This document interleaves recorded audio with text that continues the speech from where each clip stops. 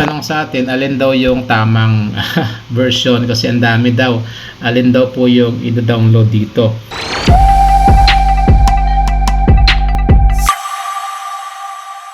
So yung video po natin ngayon ay para po dun sa mga beginner, no, sa Wi-Fi 5 soft. Yan, sa mga magsisimula pa lang po na mag-try o gumamit itong Wi-Fi 5 soft. May nagtanong kasi sa atin kung paano daw ba i-download ang software or yung image ng Wi-Fi 5 soft. And so napakadali lang mga ka-IT para po dyan sa may tanong sa atin. So ito po yung ating video. So umpisahan po natin, no, from the start. So mas maganda po laptop yung gamitin natin or kung mayroon kayong desktop. Okay, para po mas makita natin yung proseso niya.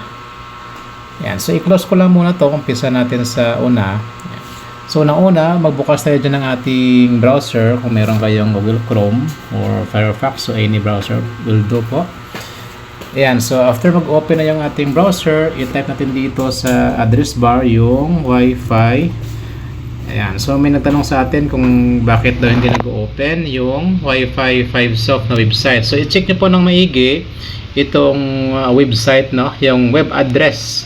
Yan, Wi-Fi 5-soft.com. So ito po yung tamang address, no, ng kanilang website. Yan. So enter nyo lang po sa inyong keyboard dyan para yan, so para proceed na siya. Yan. So ito yung kanilang website, Wi-Fi 5 soft. So kung paano po mag-download, ay may nagtanong din pala sa atin mga ka-IT kung paano mag-create ng account. So maybe sa next nating video, no. So dito lang po 'yon sa login. Ayan, so next video natin 'yan. So pag nag-download po tayo, ayan, makikita po natin dito yung download. Click po natin 'yan. Ayan, so yung dito, ang tanong sa atin alin daw yung tamang version kasi ang dami daw. Alin daw po yung i-download dito na version kasi medyo marami. Yan, so ito mga ka-IT, mga naka-folder po ito. Yan, icon po yan ng folder. At saan daw yung image dito.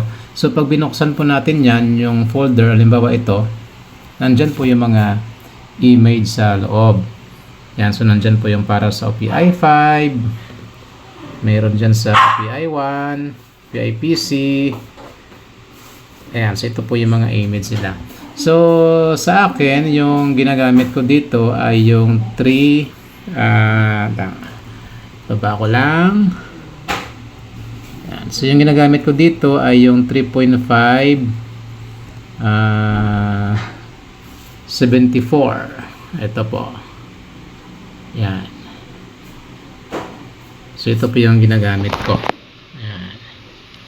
So meron dito OPI 3B, OPI 5 Plus, OPI 5, tapos Orange Pi 1, and then OPI PC, OPI 03, Raspberry Pi. Ito, so medyo ito kompleto na siya, no, unlike dito sa previous na versions na yan inopen natin. So ito hindi pa siya masyadong kompleto.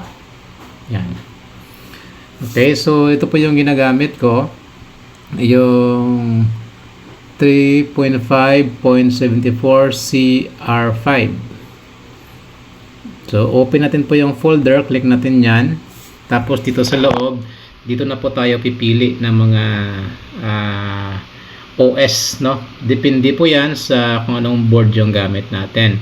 So, halimbawa, Orange Pi 1 or Orange Pi 5 or OPI 03. So, pipiliin po natin. So, halimbawa, Orange Pi 1 yung ating board. So, i-click po natin yung Orange Pi 1 na image. Yan, i-click mo natin to. So, pag i-click mo natin yan, automatic siya mapupunta dito. Ayan na po siya. Yan, nag-uumpisa na po siya sa pag-download. Yan. So, kung pansin nyo, meron po dyang parang progress bar ng paikot. So, pag ganyan, nag-blow na, ibig sabihin tapos na po yan. So, i-click lang po natin yan. So, yan na lumabas na. Ibig sabihin tapos na. Okay, so i-click natin yung folder, show in folder. Okay, so dito po yan lalabas sa ating download. Ito siya. So, paano naman po yan i-extract?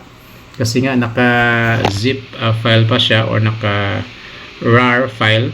So, right-click lang po natin yan. Dapat meron po tayong WinRAR na naka-install mga ka-IT. Ito, WinRAR Archive. Okay, so pag ganyan, right-click po natin siya. And then, sa WinRAR, click natin yung extract. Yan, extract to orange file 1. Tapos, magkikreate po yan ng folder dyan. Ayun, so, ayun na, yung folder. Dito na sa baba. Labas na yung kanyang folder. So, antayin na po natin na matapos yung pag-extract. Ayan, so tapos na. Makikita po natin yung folder dyan. Ito. So, pwede na po natin buksan yung folder. Tapos, andito na po yung kanyang OS file mismo sa loob ng folder. Okay, so ito, pwede na po natin yung i-flash pag na-i-extract na po natin. So, ganun lang kadali mga ka-IT kung paano po natin i-download itong OS, no? Software or system ng Wi-Fi 5 soft para po dyan sa mga ka-IT natin na nagtatanong sa atin. Yan, ito po yung kanilang website. So, sa pag-flash naman po ay mayroon na po tayong tutorial na dito sa ating YouTube channel. So, browse lang po dito sa ating YouTube channel. Andito po yung mga tutorial natin. Meron po tayo dito ang tutorial kung paano po mag-flash. Okay, so andito rin ang kanyang spacer. Yan, so ito, click natin sa ating mga videos yan. Click nyo lang po yung videos. Tapos, browse lang po kayo dito. So, meron po tayo dito yan, mga tutorial. Tapos sa Wi-Fi 5 soft. Yan, so, customize yung mga buttons, remote access using zero tier.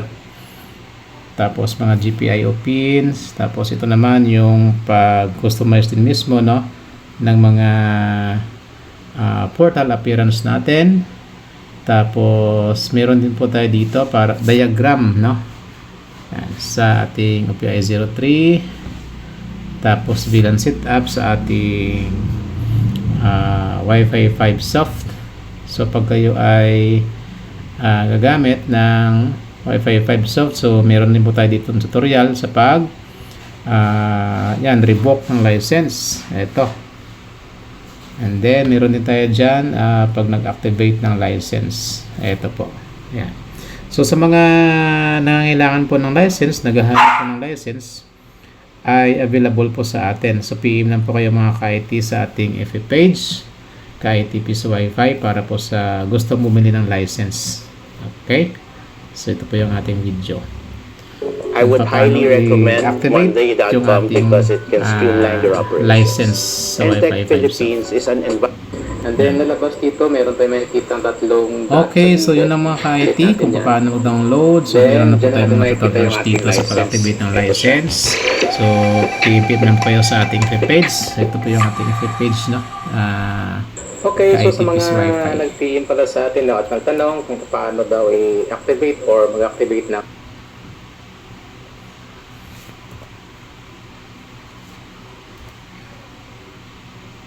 Alright, so ito po yung ating info page.